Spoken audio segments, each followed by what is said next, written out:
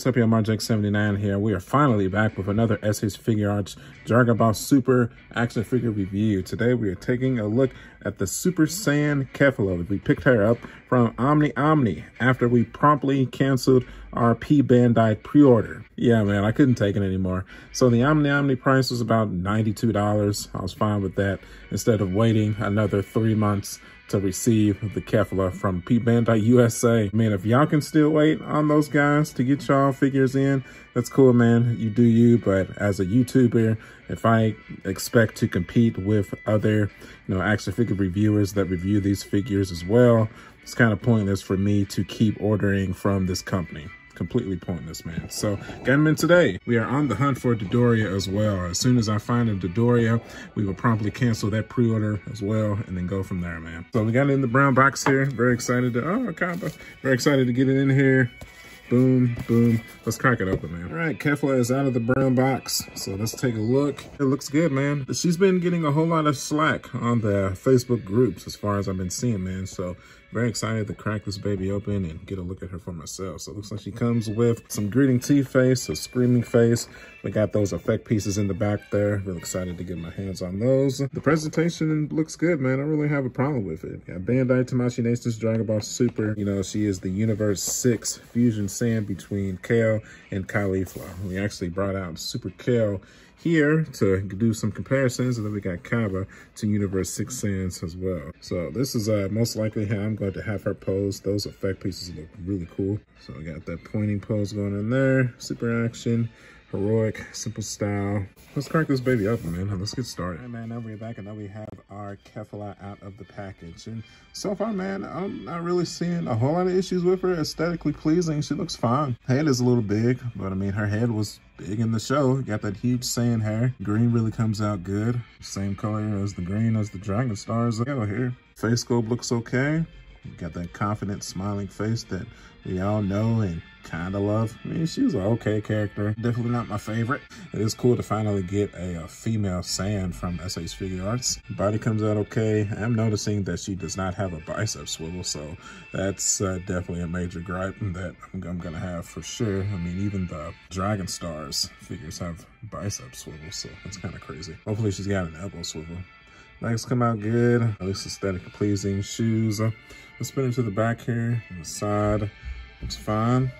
Knee joint's a little weird looking, as you can see right there. Hopefully articulation makes up for it. You see what's cool is you can see the little tie in the back of her head there. That comes out good as well. I really like that. Aesthetically pleasing. She looks fine so far. I don't really have an issue with that, but it's only the aesthetics though. I might tell a different story once we start going through the articulation. But let's hit these accessories first. We have the spinning blade key techniques here. It looks like the hands are automatically plugged into those, so that's pretty cool. We have the gritting T face, the screaming face. We have some key blast hands, some resting hands. We have the folded arm hands, confident pointing hand, and cuffed hand. Then we have a regular key blast hand as well that comes with the peg for the hand. I've already taken the liberty of plugging that in. That comes out good. Okay, let's hit her articulation. Head, down, up, tilt, tilt, rotate 360 degrees. Arm, rotate 360. Okay, it's a little flimsy. I got kind of nervous there a little bit. Remember, I stated at the beginning of the video that this was aesthetically pleasing. Now, once you start fooling around with the figure though, you quickly see that this is very flimsy and loose, especially for SH Figuarts standard. Like, it's so flimsy that I don't even want to rotate the shoulder all the way around without fear of breaking the figure. Like, it's connected to the shirt piece here, and the ball peg here is so flimsy.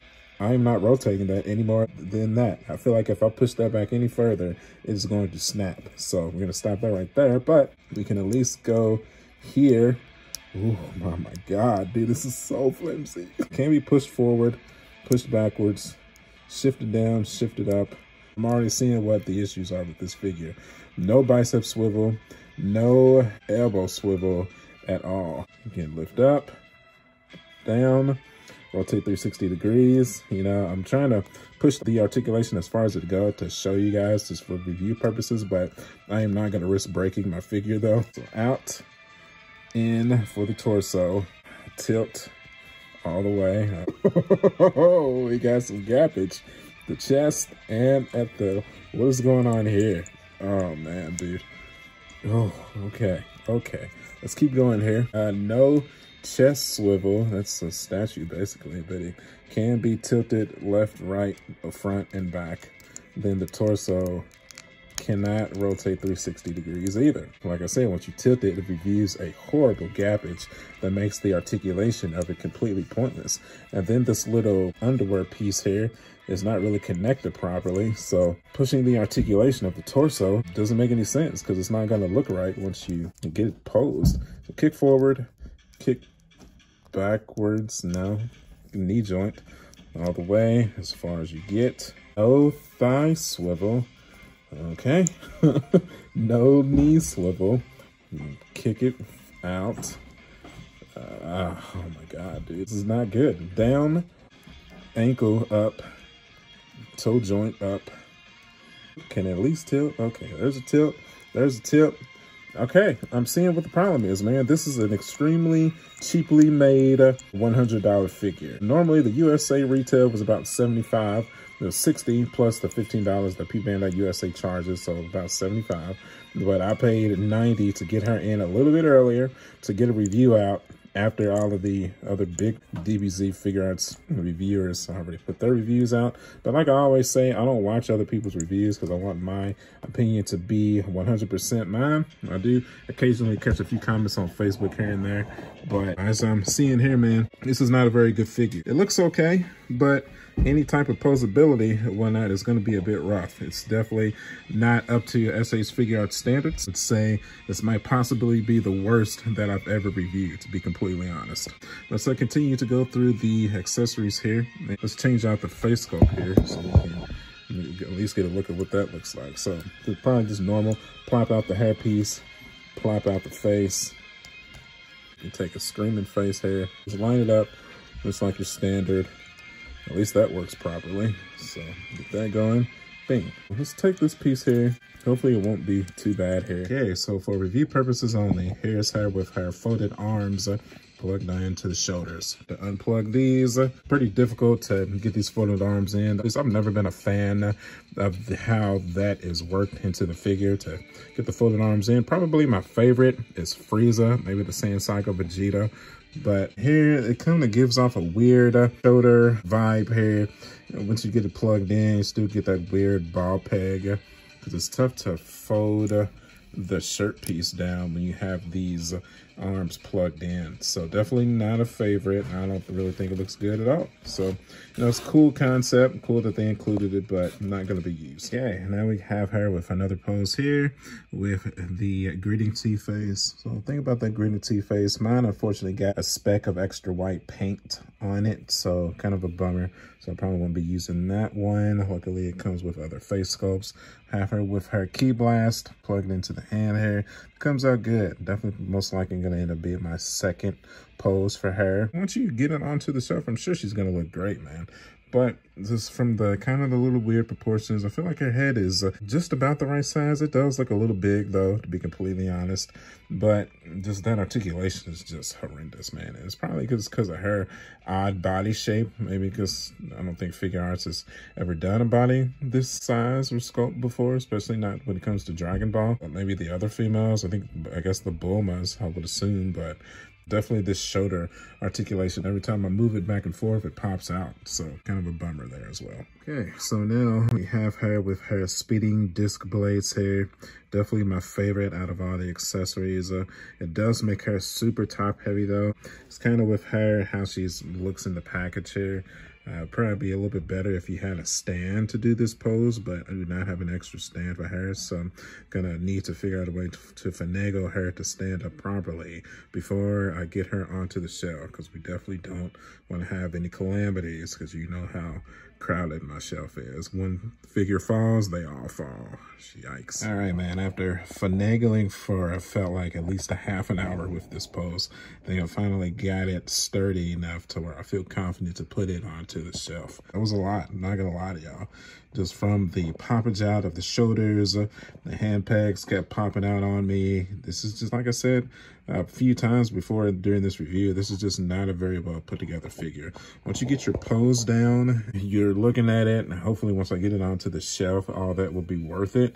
I'm still kind of nervous to put her onto the shelf. I mean, she really doesn't have that tough of a time standing, but you know how you always get a new figure, you put it around a bunch of your other figures, it's always a slight fear about how maybe if the figure won't stand up sturdy enough with everybody else. So, I mean, we'll see though. Well, that's really it. So do I recommend this figure? Sure, man, to only the most diehard Dragon Ball Super fans. Definitely not a must-have, in my opinion. I mean, if you're collecting all these figures like me, then, of course, you're going to get it regardless of anything that I say anyways. But, you know, if you're collecting and you're trying to get the best of the best from these figures, I definitely wouldn't recommend Kefla, only if you're a completionist. And that is my opinion. So, okay, let's snap our tag pictures, and then we will begin to move this stuff to the museum here. I guess real quick, get a quick comparison with Goku here. And then if you wanted to pose him with the Ultra Instinct Omen Goku, obviously that's going to pose well. It's not Ultra Instinct Omen Goku, but y'all get the drift. So, okay. All right, peeps, and now we're back, and now we have added our Super Saiyan Kefla onto the shelf, and it looks good, man. Aside from all the problems with the articulation that this figure had, once you get her onto the shelf, it's not terrible, man. It's really not. I mean, when it comes to the scope of which of these figures that pisses me off the most, I think still the TN gave me the most issues with just its QC issues. But when it comes to the articulation, definitely Kefla is my least favorite. And some of these figures have had some serious problems with some of the shading and the articulation, man. But Kefla definitely takes the cake. But once you get her onto the shelf, man, again, she looks great, man. She looks okay. I really don't have an issue since now that she's sturdy on the shelf with no issues. So, like I said, do I recommend her? Only to the most diehard of diehard Dragon Ball Super fan base, man. If you love Super as much as I do, I would say going ahead and track her down, or just wait for your Bandai USA pre-order to come in. It might get her about August. Good luck to y'all. God, I'm so sick of that company. I don't know what to do. Next should be Dodoria. I'm sure the most of you have seen that all of the peoples that get their figures in super early have already started reviewing Dodoria. Hopefully, I am in the middle of that bandwagon between the top reviewers and your more lower-key, smaller YouTube reviewers. So we'll get it in eventually, and once we do, I will conduct a review for you guys to help you make the most educated choice on whether or not you should track the figure down or not. As always, man, if you enjoyed the video, please do me a favor, hit that like button and comment on the video. That really does help the channel grow. And want to be a very reliable SH Figuarts Dragon Ball reviewer for you guys. I know I'm not the best. I know I'm definitely not the worst either. I feel like I'm like right in the middle of the road, but the support that I get on these videos and on this channel, I am forever grateful for your support, because if you don't watch, then I do not create. You can follow me at youtube.com/SmartJack79. Hit that notification bell icon as well so that you'll know whenever I upload a new video. We cover basically all the figures, man. I'm also on Facebook, Instagram, and TikTok. And as always, my friends, I will see you guys on the next one. Stay tuned. Probably going to be reviewing Batman this weekend, obviously. So, all right, man. I'll see you guys later. Bye.